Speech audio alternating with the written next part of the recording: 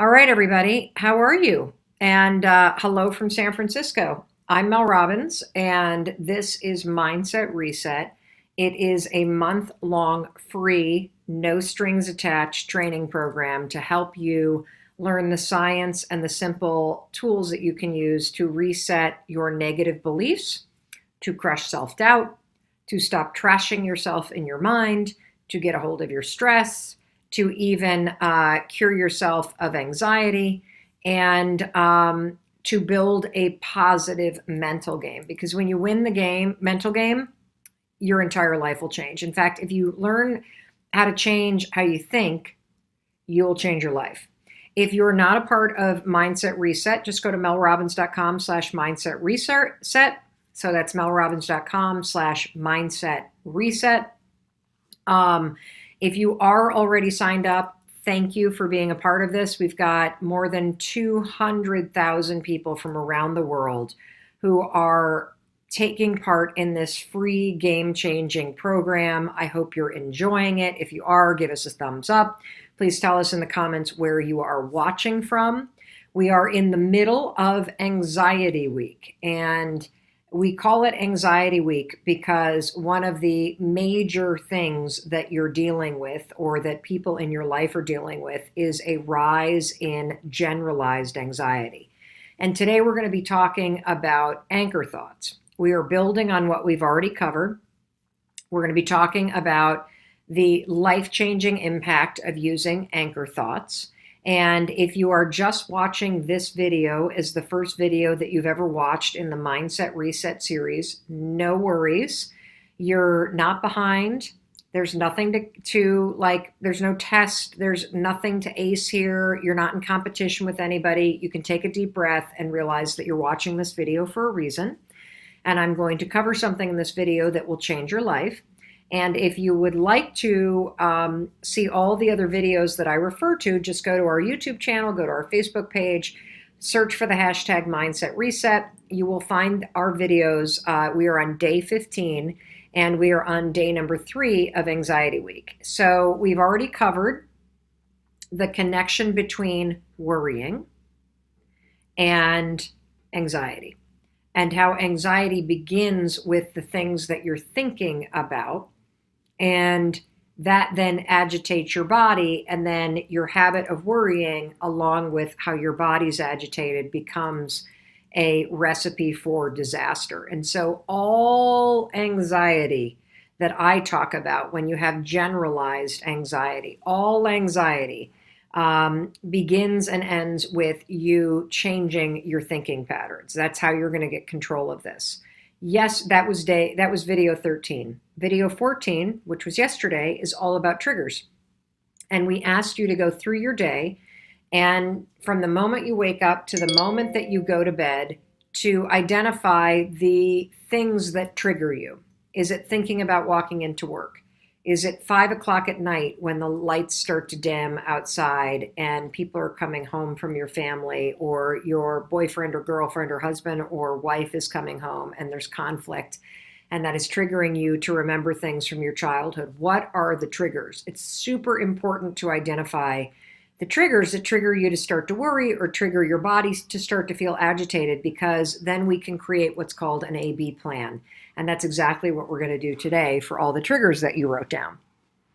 So again, if you want to get the daily emails and have us summarize all of this and send you links to all the videos, just go to melrobbins.com/mindset reset. So let's jump into the training. This is what we're going to do. We're going to do training today on something called anchor thoughts. And then I am going to end the training, and I'm going to spend a bunch of time answering the questions that we've been getting about anxiety, about worries, about triggers. Many of you can't remember what happened to you. We've talked about asking yourself this powerful question if you suffer from anxiety: what happened to you in your childhood that you survived, or that you endured, that has programmed you to believe certain things and behave in certain ways? And for many of you, you're like, I don't know. We're going to answer that question. But let's get into the training for anchor thoughts right now. So what is an anchor thought? An anchor thought is a extremely powerful and proven way for you to take control of what you're thinking about when your mind starts to spiral. And an anchor thought is any thought that makes you excited, happy. Think positive emotions here. I'm going to give you examples, don't worry. An anchor thought is something that you have predetermined and planned in advance that you're going to go to in your mind and picture. This is like a form of visualization in a situation where normally you feel anxiety. And you're going to use this practice of having a predetermined anchor thought in situations that make you nervous or anxious to go to as a method to anchor yourself down, to calm down your body, and to take control of what you're thinking about in situations that normally make you anxious. So let me give you a couple examples of what a anchor thought is and why you want to do them before a situation. So you can use anchor thoughts for everything from anchoring yourself in a positive vision as you're getting out of bed and thinking about the day ahead. And instead of letting your worries, anxiety, overwhelm, and nerves about dealing with your boss or facing the conflict in your house or whatever it may be, hijack your mind, you're going to anchor yourself in something positive and exciting about today. And if you can't think of anything positive and exciting about today, I'm going to coach you through that. Don't worry. If you have anxiety about work, you're going to anchor down on a moment from your past or a moment that you're excited about in your future that made you happy or excited. If you have anxiety about school, I want you to think about a thing about school that you like. One person, one teacher, one moment in your past where you did really good because you put in the effort and you got a really good grade on a test, or you felt really excited about what you were learning. And your anchor thought is going to be, I'm so excited to feel that way again. I'm going to give you a very specific example now. So I use anchor thoughts to deal with. I used to be an incredibly nervous flyer. I was convinced that if I got on a plane, I was going to die in a plane crash. And for the entire week leading up to getting on a plane, I would be nervous about it. I would be thinking about it. I would be thinking about sending, like if we were going away for the holidays, I would be thinking about sending the presents ahead via the mail in case the plane crashed. I'd be doing all kinds of like I was like a nutcase about this. And so the way that I started using anchor thoughts in order to change the way that I thought and felt on a plane is this. I would think about, before I got on a plane, I would think about something that I was excited to do once I got to the place that I was flying to. So for example, tomorrow I am flying to Vegas, and I'm going to think about a particular restaurant that I love in Vegas, and I'm going to think about what I'm going to order when I get to that restaurant, and I'm going to think about how delicious it's going to taste, and this person, my friend Mo, that I'm going to see. And so I've got my anchor thought, which makes me happy and excited, what I'm going to do when I get to Vegas. And when I get on that plane, and if I start to get nervous and my stomach starts to rumble and my body starts to feel anxious and my thoughts start to spiral, I immediately start saying to myself, I am so excited to get to Vegas and to go to that restaurant and to see my friend Mo. And notice I'm closing my eyes because I'm visualizing it. And I'm visualizing how happy I'm going to be when I see her. And that very specific, positive, excited, happy visualization of what I'm going to do when I get to Vegas, it settles my body, having that in my mind. It focuses my mind on something positive, and by using an anchor thought to weigh me down in terms of weigh down what I'm thinking about, and direct my body sensations to be positive, something crazy happens. When the plane's flying and we hit turbulence, and normally I'd be like, oh my God, we're about to die. Oh, what's happening? What's happening? I interrupt that anxiety response and that worry, and I go 5, 4, 3, 2, 1, using the 5-second rule, and awakening my prefrontal cortex. And then I literally just go, I'm so excited to be at that restaurant tonight to see my friend Mel. And here's what happens in my body. By taking control of my thinking, I change my body state.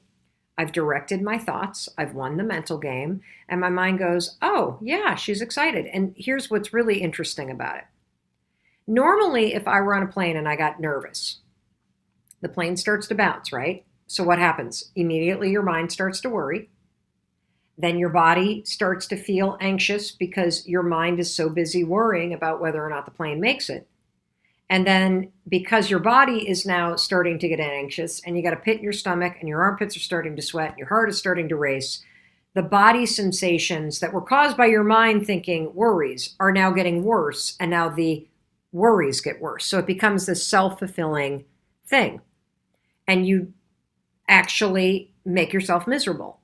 You cause the anxiety from your thoughts. And then your body in the anxiety response then causes your thoughts to get even worse. And it becomes worse and worse and worse until you're hyperventilating or convinced you're going to die, or you start crying, or whatever it may be. You can interrupt that and win the mental game and take control. I'm not kidding you, by deciding to. And you can say, I'm 5, 4, 3, 2, 1. I'm not going to think about dying right now. And first of all, it's not going to help. I mean, I'm not flying the plane, so I'm going to take control of what I'm thinking about so I'm not miserable as we're flying. And drop in the anchor thought. Anchoring you down. Even the word anchoring has a strength to it.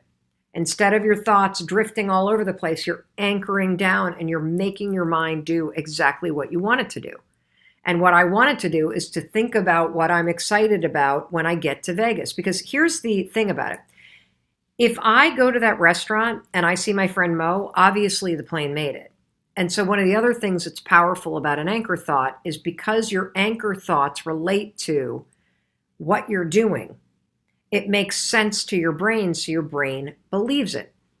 So going back to the example of work, think of a moment when you were proud. School, think of a moment when you were proud.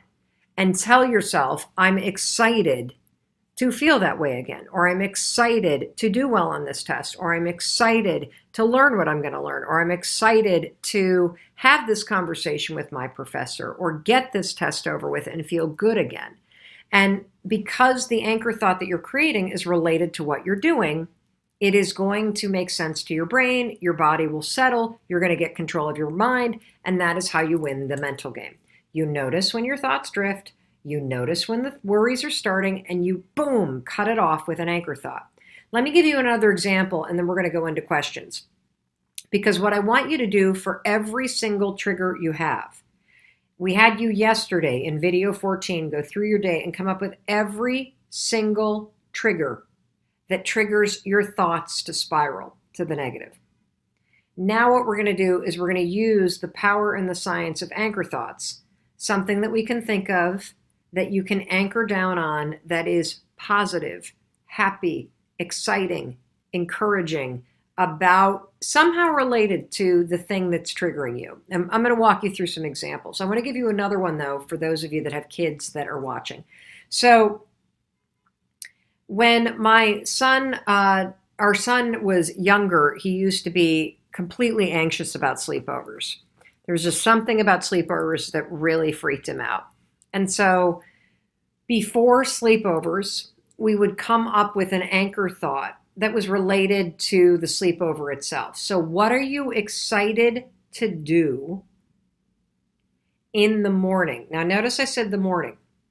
The reason why we would always do the mornings is because he wasn't nervous about starting the sleepover. He was nervous about completing it. So we came up with an anchor thought that was about what he was excited to be doing in the morning. Were they going to make pancakes? Were they going to lay around and play Fortnite? And that anchor thought about what made him excited about what he was going to do in the morning, it was his go-to. So as we were driving over and he'd start to look at me and go, I don't know, Mom, I'm a little nervous. I'm like, great, let's go to the anchor thought. And he's like, okay, here we go. I'm really excited to have pancakes because she makes great pancakes. Great, that's great. And then all of a sudden his body stations would drop down. The other thing that I would recommend that you do with kids is come up with the anchor thought for all the things that trigger them and also come up with a plan B. So a plan B is, okay, so you've got your anchor thought, my dear. You're excited about the pancakes. If it's 9 o'clock at night and you start to get that rumbling feeling in your stomach and you start to get worried about being at the sleepover, no problem. You're going to use your anchor thought, 5, 4, 3, 2, 1. I'm so excited for pancakes in the morning. And that's going to settle your stomach, and it's also going to distract your thoughts and direct them and anchor them. And that should start to take care of the rumbling feelings in your stomach, and that should start to take care of the things that are making you nervous. And then what we're going to do is you're also going to have a plan B. So with our son, for example, and this is important with anxiety, always go to the worst case scenario and plan out, okay, so let's say the worst case scenario happens. Let's say you decide you can't make it through the night. No problem. Just call me and I'll come get you. So that you're taking away worries. If you have to talk to your boss and you got your anchor thought and you're really excited, here's another thing. If you obsess about getting fired, you obsess about being made wrong, come up with like your plan B, which is like, okay, I've got my thing. I'm so excited to go in there. I'm so excited to actually say what I need to say. I'm so excited for the situation to change. I'm so excited to make a difference with my work. And my ultimate plan B, let's say I get fired tomorrow for speaking what I speak. What's the first thing I'm going to do? What's my plan if that happens? I'm going to collect my stuff. I'm going to say goodbye to my friends. And I'm going to go home and I'm going to look for a job. That's what's going to happen. Because if you go to the worst case scenario and you make a plan for what you're going to do, it's another way to sort of backstop your mind from catastrophizing. All right. That's a whole lot of information. And I'm going to now scroll through to some of the questions. Let's see. We've gotten a number of questions based on the trainings that we did in the beginning of the anxiety week that I want to address. And if you haven't watched video 13 or video 14, either get yourself signed up for melrobbins.com/mindset reset, and we'll send you a link to the whole playlist, or go to YouTube, our YouTube channel, and just look at the most recent videos, and you'll see very clearly on the thumbnails what's video 13 and what's video 14. So one of the things that we've already covered is that there's a really tremendous connection between worrying and the anxiety that you feel in your body. And in case you missed it, I want to be clear that worrying are the negative thoughts, right? That's a habit, to drift to the negative, to think about the negative things, to think about things that are beyond your control. Anxiety is when your body starts to feel like something's up. So it could be an upset stomach, it could be armpit sweating, it could be your heart racing, it could be your throat tightening, it could be clammy hands. And the thing about physical sensations like that is that for many of you, they scare you. So you get a little bit of butterflies in your stomach and you assume that it's a sign that something's wrong. And because of the butterflies in your stomach or because of your armpit sweating, you immediately start to think, uh-oh, something's wrong. And then your mind goes bananas. And one of the things that I want you to understand is that this connection between your mind and body is super tight. And that's why it's really important for you to get serious about learning how to win the mental game. Because if your thoughts start to spiral, it's going to be a disaster for what's going on in your body. It's going to be a disaster for how you respond to situations. And this is the moment where you need to learn to take control. That's number one. So one of the things that we told you to do after explaining the connection between worry and anxiety, worry being your negative thoughts, anxiety being the physical distress that you feel in your body, is we then asked you in video 14 to go through and look at all the triggers in your life. And one of the ways that you can start to distinguish all the things that you worry about and the things that trigger you is to ask yourself this question: what happened to you?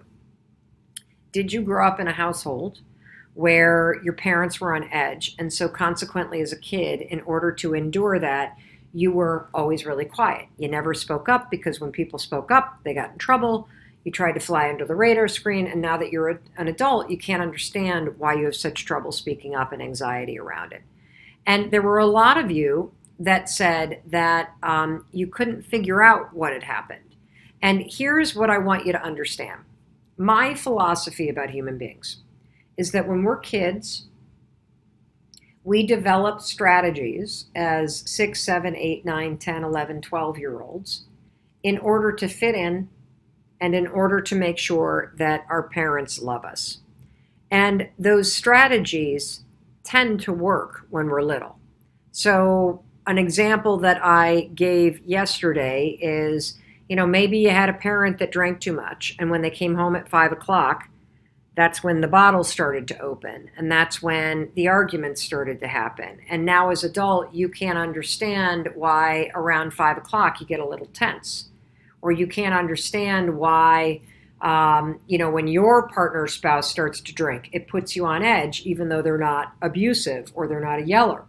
Well, the reason why is, as a kid, what happened to you is you started to see this pattern and you started to realize, holy cow, the you-know-what hits the fan at 5, 6 o'clock at night, and so I get really quiet then, or I hide then. And now you can't understand why you behave the way that you do.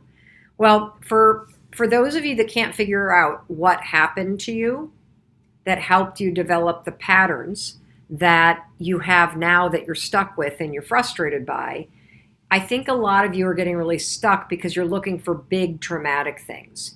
And literally, for any behavior or thinking pattern that you have, I don't belong, I'm an imposter, I'm not good enough, I'm not worthy, I'm not smart, whatever stupid stuff you say to yourself that you've been saying forever, it could be something tiny.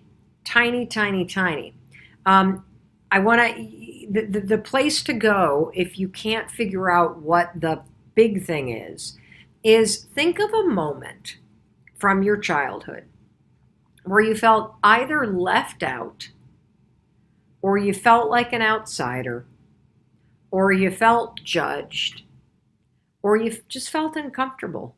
That's it. Just something small like that. Like, when's the first time that you felt, wow, it's risky to put myself out there? There's a great example that was on Instagram from Patty when I was explaining this. And I want to read it to you because I think it's going to unlock something for you. This one, the What Happened to Me exercise, hit me to my very core. I remember being in 6th grade at a sock hop dance. I was having fun and dancing on the floor, and out of the corner of my eye, I see a group that are laughing and making fun of me. I stopped dead in my tracks and never wanted to dance again. I was devastated. 40 years later, I'm still terrified to get up and dance. Now, I love this story because it illustrates a point I'm trying to make. That things happen to us as we're growing up.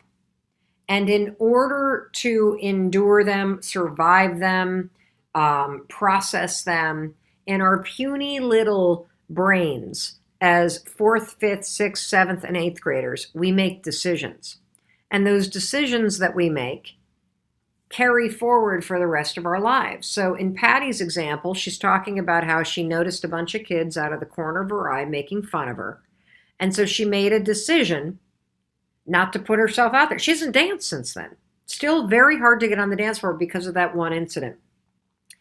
Now, you might not remember the only incident, but I guarantee you, once you sort of lock onto a theme, wow, I hate situations where I could be judged. Wow, I hate situations where somebody raises their voice. Wow, I hate situations where I have to take a test because I feel like I'm stupid. Wow, I hate situations where I have to speak up. Wow, I hate situations where I'm worried that I might disappoint somebody. Those kind of situations, once you start to realize, holy cow, this is a pattern, you're going to see evidence of it everywhere. And so what I wrote to Patty is, you're right, this is the fear of being judged. That's the trigger. The trigger is any situation where you feel like you might get judged. Speaking up in a meeting, telling the person that made your cup of coffee that actually it was whole milk, not soy milk that you wanted, and them judging or rolling their eyes, like whatever it may be, the smallest things, it becomes a pattern. And then any situation that triggers that fear, boom, you go right into the pattern of silencing yourself. Any situation that triggers that fear starts to cause tingly sensations in your body. That's the beginning of anxiety. That's exactly the inquiry. So if you can't figure out, because there wasn't a traumatic incident or there wasn't a big thing, ask yourself, do I remember a time where I was judged? Do I remember a time where I felt really uncomfortable? Do I remember a time where I just felt excluded from the group? And that will give you a clue as to the things that are triggering you now. So here's a question, Trisha. Am I allowed to take a day off from being mindful after working a 17-hour shift? A coworker called in yesterday and today I'm exhausted. Of course. I had a breakdown today, Trisha. It's a long, boring story, so I'll just summarize it. But I had a little mindset breakdown today in San Francisco. I've had like a 36-hour exhaustion cluster of a day. So yesterday I was headed to the airport in Boston in the morning. And when I got to the airport, I got a phone call from my son's school that he had just gone to the nurse and needed to come home. Now here's the issue. Aside from being a mom and hating to travel when my kids are sick or when my kids need me, my husband Chris was also out of town until the afternoon. And the person that we had in place to be our backup is a teacher. And so she was substitute teaching and could not pick him up. So luckily I had the bandwidth to be able to change my flight, go home, and be with the kids all day. Kendall then came home. I was supposed to fly out last night at 6 o'clock. Like it was breakdown after breakdown. The flight was delayed by 4 hours. I landed in San Francisco at 4:30 my time and didn't get to the hotel until 5 o'clock my time. I was absolutely spent. I woke up then and had a massive breakdown with a conference call and it was just one breakdown after another. It's also why I'm a little like flustered right now because I'm like you, Trisha, exhausted. And there was a moment this morning, I was working on several hours of sleep and I was backstage at an event and I couldn't get on a conference call I needed to be on. And I literally could feel the tears coming. Now, this is not a good example of somebody who is leading a program to 200,000 people called Mindset Reset. I literally started to well up and cry out of exhaustion and frustration and the fact that I was letting people down because I had no Wi-Fi where I was, so I couldn't get on the call. Long story. I said I wasn't going to tell a story, but I'm tired, so I'm blabbing.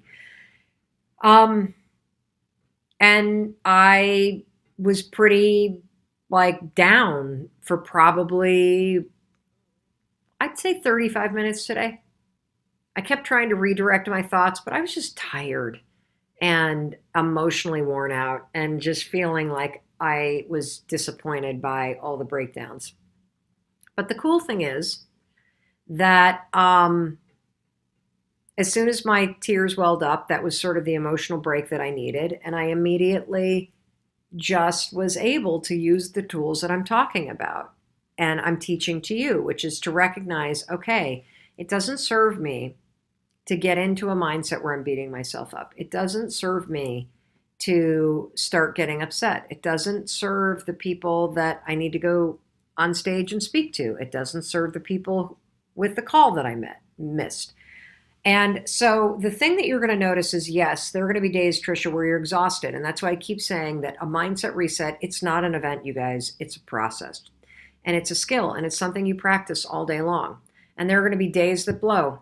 And there are going to be negative things that happen to you. You're going to lose, for example, somebody that you love through an accident or through an illness. And you're going to be in grief. And that's going to impact your mindset in a profound way for months and months.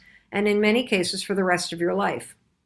But what I can assure you, Trisha, is that even if you have a day where you're exhausted, like I have had, or you have months and months and months where you are recovering from the profound grief of losing somebody that you love, and you are learning how to move your life forward, these tools are going to be here for you so that you can come back to them. And there will be a moment, whether it is tomorrow, Trisha, after you catch up on your sleep and you feel a little bit more mentally rested, or it's months and months and months after a loved one passes and the fog that is grief and the avalanche of emotion that you live with starts to not disappear, because it doesn't disappear, but it starts to become more bearable.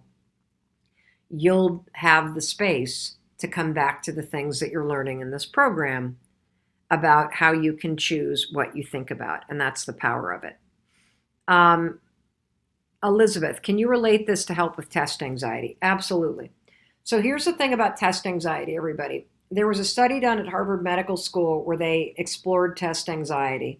And here's the simple trick that you can do. Now, number one, nothing will substitute for the fact that you need to prepare. So just because I'm giving you a trick that's backed by science, this will not work unless you prepared. So the best solution to deal with performance and test anxiety is to actually put in the time and study and prepare. Okay, that's number one. Because I don't care what tricks you know. If you show up to a test unprepared, it doesn't matter what tricks you're using because you don't know the material. So always, always, always, always, always study, study, study. Interesting thing about that is that a lot of times anxiety about performance will cause you not to prepare, as crazy as that is. So make sure that you use these tools to force yourself to prepare ahead of time.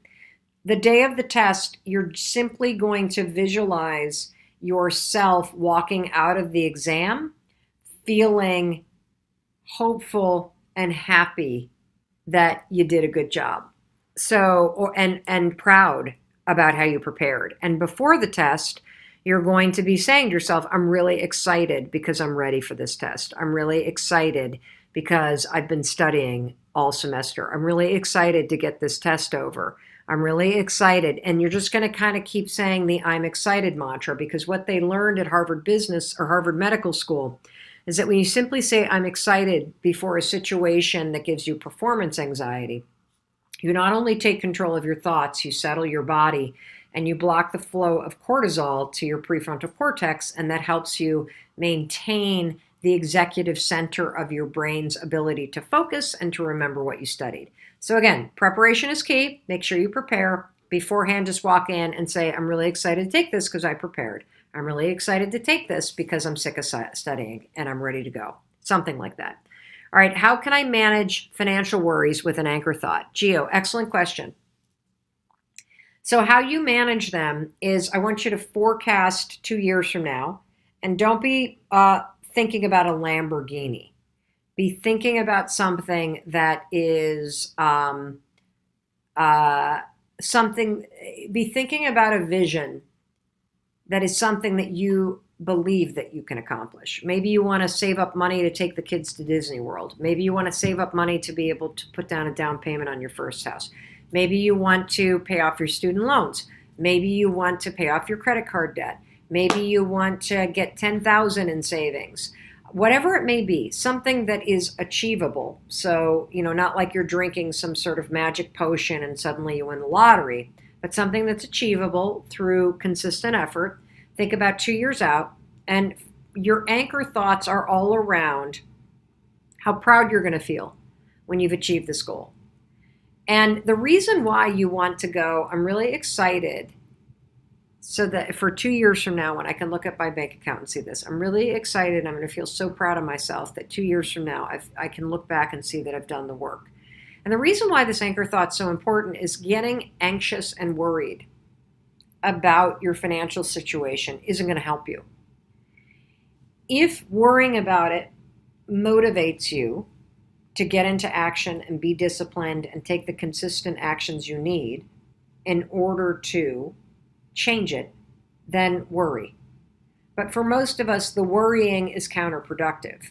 What would be a lot better is to keep your attitude and your mindset positive and push yourself to continue to take the daily actions. Because let's face it, positive thinking alone is not going to change your financial situation. You must take action. I want your positive mindset to be an asset so that it helps you stay motivated to take action because you see where you're headed and you see why it's important for you to make that phone call you've been avoiding today. Not out of fear, not out of scarcity, but because you know that by making that phone call to advance your side hustle 2 years from now, you can visualize that you actually are going to have done the incremental work to make this thing happen. Ashley, what are anchor thoughts for fear of having panic attacks? When going to places, I get anxious that I'm going to have a panic attack once I'm there, which I know is making me have panic attacks. You're 1,000% right, Ashley. This is called anticipatory anxiety, and it means exactly what you said, Ashley. And I used to get this. I was so afraid of panic attacks that I would think about my fear of having a panic attack. And thinking about having a panic attack at the party tonight or at the sleepover tonight, it would make my stomach hurt. And then the second my stomach started gurgling and spinning because I was thinking bad things, I would use my stomach as evidence for the fact that it was happening. And that would make my thoughts even worse about it. And this is why anticipatory panic is a doozy. And so here's something that I want to say. I'm talking about generalized anxiety, like the low-grade stuff that a lot of us feel in our complicated day-to-day busy lives. When you start getting into anticipatory panic attacks, it's super important that you go talk to a therapist. It's super important if this is happening a lot and they recommend that you try medication, that you listen to your doctors. You can get yourself into such a hole. And I've done this with myself. My kids have done this. They've gotten themselves into such a hole that they could not dig themselves out of it because the fear that they might have a panic attack created a situation where they were constantly in a state of anxiety. And so the right meds, professional help, it's a lifesaver. Don't be a hero.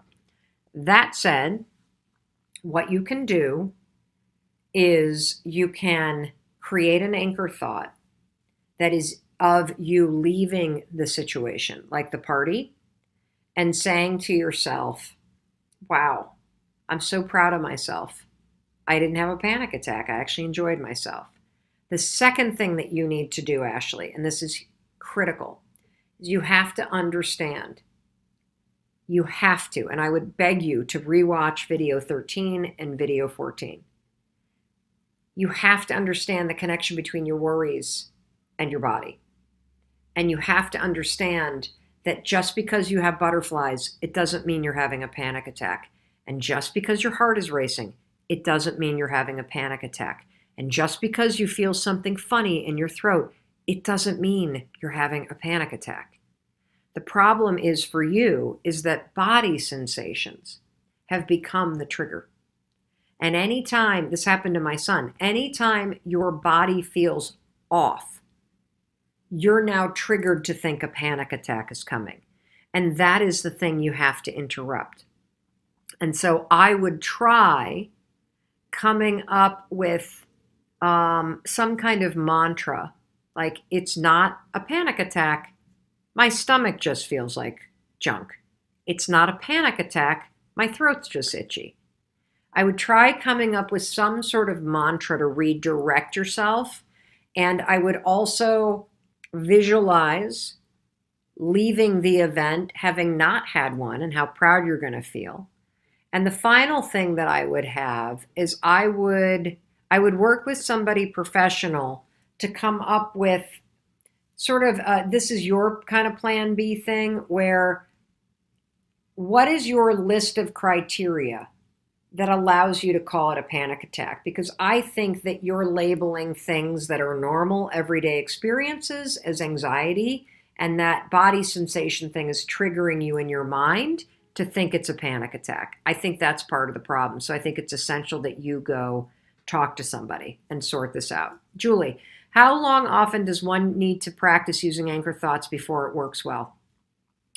Believe it or not, Julie, I think that in particular categories, like for example, the fear of flying, it was about 3 weeks of using it, or three different flights that I used it on, rather, that basically made me convinced that it works.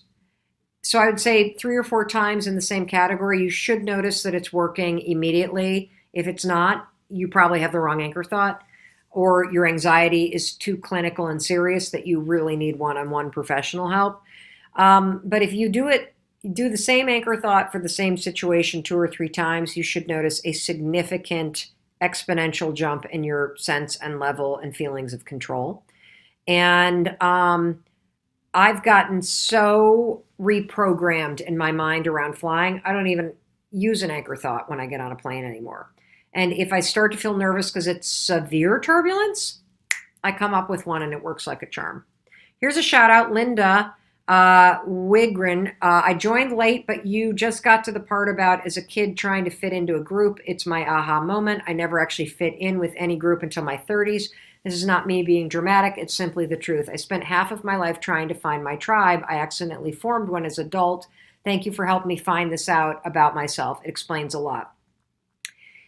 I love this example because I've realized I am not like a girl gang kind of person, and I used to beat myself up about it. You know, I look back on my high school years, my college years, my law school years, and I don't have these big posses of women and girls and relationships in my life. And I was never a major sorority person. I was never a big cliquey person. I have lots of friends, lots of acquaintances, lots of super close relationships during specific periods of time, but never that big posse thing. And I always used to say the same thing, like, I don't fit in. There's something wrong with me. And it's been extremely empowering to rewrite the story, which is I'm just not a big group person. I really prefer one-on-one interactions and smaller, intimate, deeper conversations than big, massive posses of people that are doing things. And that's okay. It doesn't mean anything's wrong. And that's the power of changing your story. So just to recap, what I want you to do is go through your trigger list, and I want you to write next to the things that trigger you to worry or the things that you worry about. I want you to come up with an anchor thought, something that's related to it, either something in the future, something in the past, a memory that's happy, that makes you excited, something you're excited to do, something you'd be proud of yourself for that you can go to in your mind and mentally anchor yourself on something exciting. This is a way for you to start to be preemptive about the things that trigger you. I can't remember, Danielle, can you remind me, what are we covering tomorrow? Because, specific. So again, we've covered the connection between worry and anxiety, the mind-body connection. We have covered the triggers and understanding that there are things, people, time of day, situations that trigger you to worry or trigger stress and anxiety in your body. And today, we have covered a technique where you're going to go through and look at the things that worry, trigger you, whatever, and come up with anchor thoughts.